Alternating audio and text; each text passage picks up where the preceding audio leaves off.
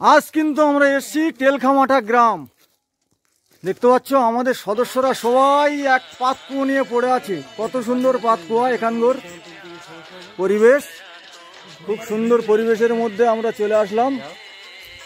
আর এখানকার গ্রাম দেবতা, হ্যাঁ আমাদের ড্রাইভার বলছে গ্রাম দেবতা, গ্রাম দেবতা কা মন্দির।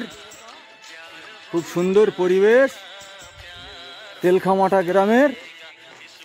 আমরা সেই গ্রামে আজ আমরা এসেছি